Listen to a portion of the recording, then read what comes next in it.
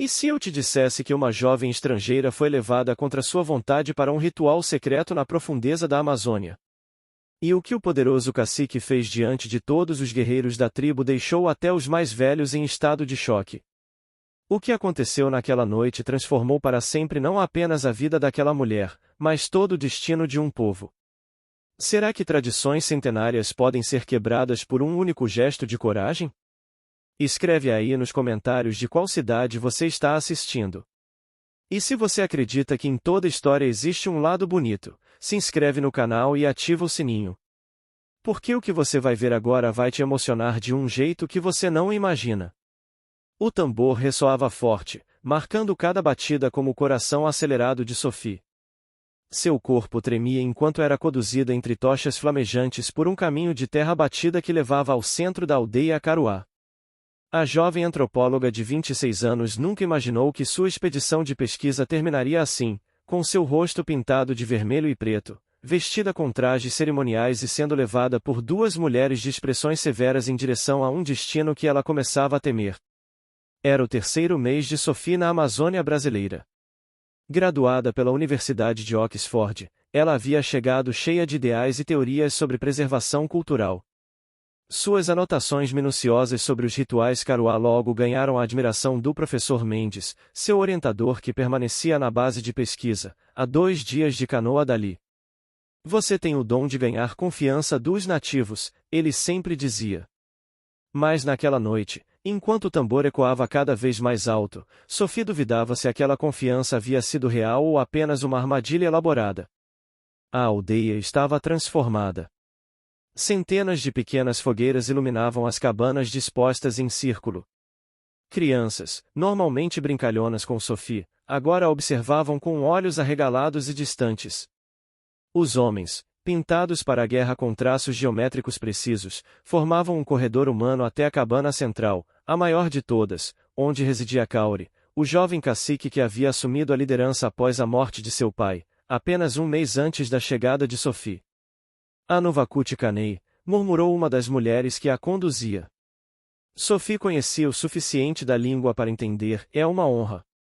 Mas que honra seria essa que a fazia sentir como se estivesse sendo levada para um sacrifício?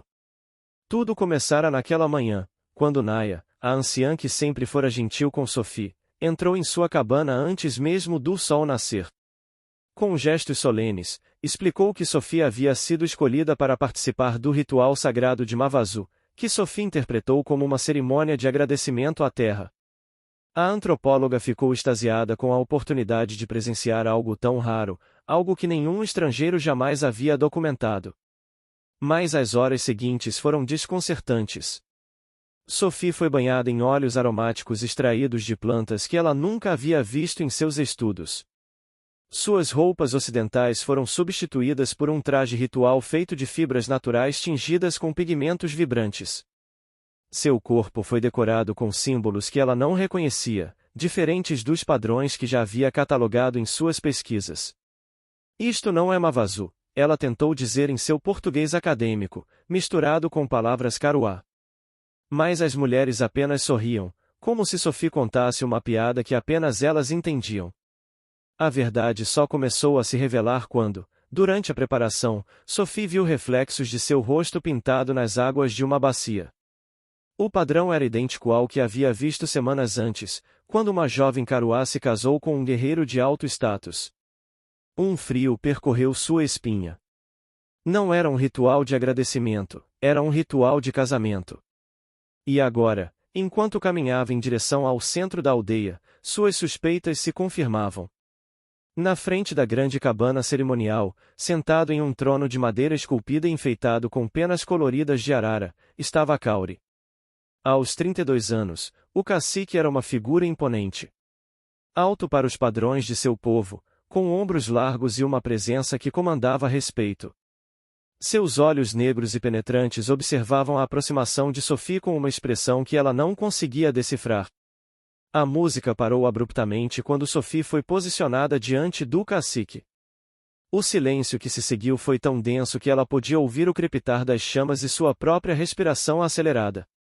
Kaori se levantou lentamente, sua figura ganhando ainda mais imponência sob a luz das fogueiras. As pinturas em seu peito contavam histórias de batalhas e sabedoria, marcas que apenas os mais valorosos guerreiros podiam ostentar. Sophie de terras distantes, ele falou em português claro, surpreendendo-a. Em todas as semanas que passará na aldeia, Kaori raramente dirigirá mais que algumas palavras a ela, sempre através de intérpretes. Você foi escolhida. O coração de Sophie batia tão forte que parecia querer escapar de seu peito. Escolhida para quê, exatamente? Ela perguntou, tentando manter a voz firme. Um murmúrio percorreu a multidão. Não era costume que uma mulher questionasse em um ritual tão solene. Mas Kaori apenas ergueu a mão, silenciando a todos novamente. Os anciãos viram em sonhos que uma mulher de pele clara traria força nova para nosso povo. Você foi escolhida para ser minha esposa, para que nossos filhos unam a sabedoria de 2 mundos. O chão parecia ter desaparecido sob os pés de Sophie. Sua mente corria freneticamente, buscando uma saída diplomática. Como antropóloga, ela havia estudado sobre casamentos arranjados em diversas culturas, mas nunca imaginara ser parte de um. Eu sou honrada, ela gaguejou, usando as poucas palavras Karuá que conhecia, mas não posso aceitar. Na minha cultura, casamento é escolha. Outro murmúrio, mais alto e indignado, percorreu a multidão. Takiri, o xamã idoso que sempre olhara Sophie com desconfiança, deu um passo à frente. A recusa é desrespeito aos espíritos que enviaram o sonho, ele disse em voz alta. Se rejeitar esta honra, atrairá a ira dos ancestrais sobre todos nós. Sophie sentiu o peso de centenas de olhares. As crianças se escondiam atrás de suas mães. Os guerreiros apertavam suas lanças. Mesmo as mulheres que a haviam preparado agora a encaravam com uma mistura de medo e raiva. Ela estava sozinha, a dias de distância de qualquer ajuda, cercada por pessoas que de repente a viam como uma ameaça à sua segurança espiritual. Kaori permaneceu em silêncio por um momento que pareceu eterno.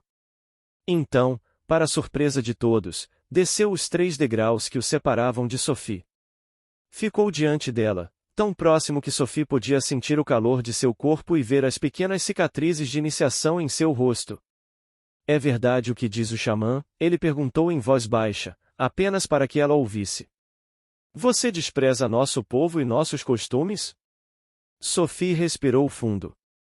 Este era o momento que definiria não apenas seu destino, mas possivelmente o futuro de outras mulheres naquela comunidade. Respeito profundamente seu povo, cacique Kaori, ela respondeu com firmeza. É por isso que devo ser honesta. Não posso me casar com alguém que mal conheço, nem mesmo por respeito aos ancestrais. Isso seria uma mentira, e mentiras não honram ninguém, nem os vivos, nem os mortos. O silêncio que se seguiu foi cortante. Sophie podia sentir seu coração martelando contra as costelas. O olhar de Kaori era impossível de interpretar, mas não havia raiva ali, apenas uma intensidade que a deixava sem fôlego. De repente, o cacique se virou para a multidão. Sua voz ressoou forte e clara pela aldeia. Povo Karuá! Os ancestrais não nos enviam sonhos para que os sigamos cegamente. Eles nos enviam sonhos para que possamos aprender e crescer. O xamã Takiri deu um passo à frente, indignado. Isso é sacrilégio, Kaori. Seu pai nunca teria. Meu pai me ensinou a ouvir antes de falar, Kaori o interrompeu com autoridade. E hoje, ouvi algo que nunca tinha ouvido antes. Ouvi a verdade de alguém que prefere arriscar sua vida a mentir para nós. Um murmúrio confuso percorreu a multidão. Sophie permanecia imóvel, mal ousando respirar. Kaori ergueu os braços, pedindo silêncio novamente. Quando falou, sua voz tinha uma qualidade diferente, mais solene. Os anciãos viram que esta mulher traria a mudança. Talvez a mudança não seja através de um casamento, mas através de um ensinamento. Ele se virou para Sophie e, para assombro de todos, inclusive dela, fez algo inimaginável e ajoelhou-se diante dela. Sophie de terras distantes, eu, Kaori, filho de Marava, líder do povo Karuá, peço seu perdão. Nenhuma união verdadeira pode nascer do medo ou da obrigação. Levantando-se, ele se dirigiu novamente ao seu povo. A partir deste dia, nenhuma mulher Karuá será obrigada a se casar contra sua vontade. Os ancestrais nos deram coração para sentir e mente para escolher. Honramos melhor nossos antepassados quando usamos esses dons. O caos explodiu na aldeia. Metade dos presentes gritava em protesto, enquanto outros, principalmente mulheres mais jovens, olhavam com espanto e uma faísca de esperança nos olhos. Taquiri apontava um dedo acusador para o cacique, profetizando desgraças. Guerreiros se dividiam em grupos, alguns defendendo seu líder, outros denunciando sua loucura. Em meio ao tumulto, Naya, a anciã que havia buscado Sophie pela manhã, abriu caminho até o centro. Seu corpo curvado pelos anos contrastava com a força de sua voz, que de alguma forma se fez ouvir acima da confusão. Silêncio! Vocês não veem o que está acontecendo? Este é o sonho. Esta é a mudança que foi profetizada. As palavras da respeitada anciã tiveram efeito imediato. O barulho diminuiu gradualmente, até que todos olhavam para ela, aguardando explicação. 3 luas atrás, sonhei com um pássaro branco que pousava na aldeia. No sonho, o pássaro não construía ninho entre nós, mas ensinava nossas aves a voar mais alto. Não entendi então, mas agora vejo claramente. Ela se virou para Sophie com um sorriso enigmático. Você não veio para dar filhos a Kaori. Veio para nos mostrar que até as tradições mais antigas podem crescer e se transformar sem perder sua essência. Um silêncio contemplativo caiu sobre a assembleia. Mesmo Taquiri parecia considerar as palavras da anciã, seu rosto enrugado ainda cético, mas menos hostil. Kaori deu um passo à frente novamente, Sophie permanecerá entre nós como convidada, não como prisioneira, não como esposa. Se quiser partir amanhã, terá escolta até seu acampamento. Se quiser ficar e aprender conosco, assim como nós aprendemos com ela hoje, será bem-vinda. Ele estendeu a mão para Sophie, não como um homem reclamando uma noiva, mas como um líder oferecendo aliança. Sophie a aceitou, sentindo uma onda de alívio e algo mais, um profundo respeito pelo homem que havia arriscado sua autoridade para fazer o que era justo. Quero ficar, ela disse, autossuficiente para que todos ouvissem. Quero aprender mais sobre o povo Karuá, suas histórias e sua sabedoria. E compartilhar o que sei, se aceitarem. As semanas seguintes foram de transformação para a aldeia. A decisão de Kaori criou uma fissura na estrutura tradicional que, aos poucos, em vez de destruir a comunidade, começou a fortalecê-la de novas maneiras. Jovens mulheres procuravam Sophie com perguntas sobre o mundo exterior. Anciãs compartilhavam conhecimentos medicinais que antes guardavam apenas para suas descendentes diretas. Sophie documentava tudo, com permissão e participação ativa da comunidade. Seu trabalho se transformou de uma simples observação antropológica em um projeto colaborativo de preservação cultural que respeitava a evolução natural das tradições. Quanto a Kaori e Sophie, sua relação cresceu lentamente, construída sobre respeito mútuo. O que começou como conversas formais sobre as diferenças entre suas culturas evoluiu para longas caminhadas pela floresta, onde compartilhavam histórias pessoais e visões de mundo. Eles descobriram mais semelhanças do que diferenças, ambos eram líderes em seus próprios caminhos, ambos carregavam o peso de expectativas alheias, ambos buscavam honrar o passado enquanto construíam um futuro melhor. 3 meses após o ritual interrompido, quando chegou o momento de Sophie retornar à universidade com suas pesquisas, Kaori a acompanhou até a margem do rio. Longe dos olhares da aldeia, ele segurou suas mãos nas dele.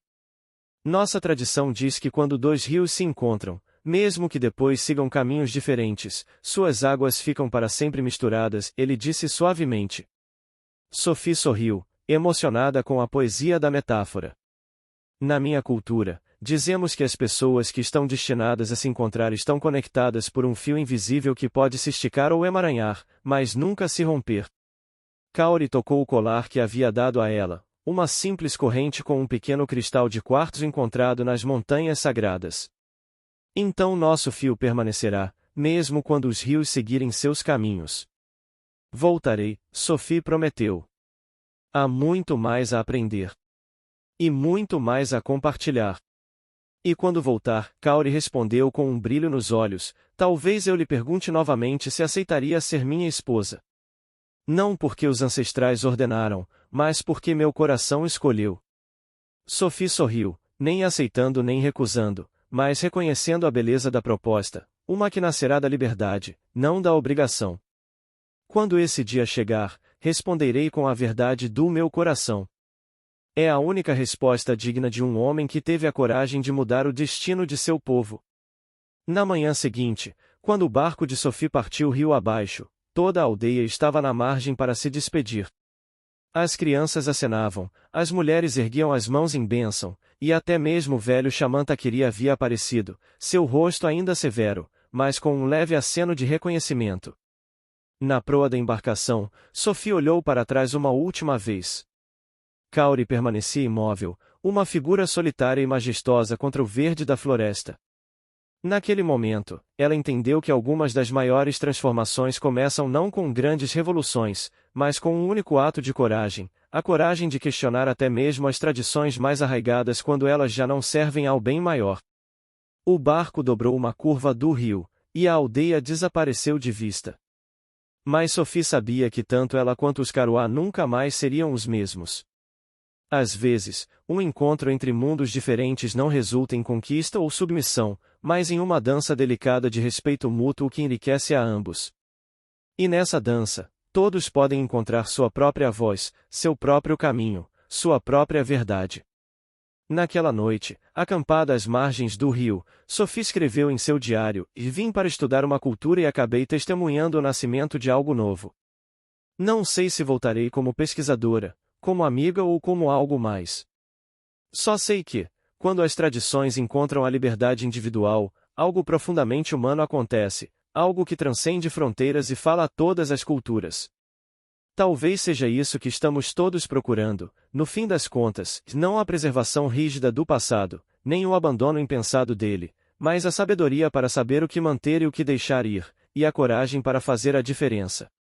Enquanto as estrelas da Amazônia brilhavam acima, incontáveis e misteriosas como as possibilidades do futuro, Sophie adormeceu com o colar de Kaori em sua mão e o som distante dos tambores Karuá ecoando em seus sonhos, não mais um som de temor, mas uma pulsação de esperança.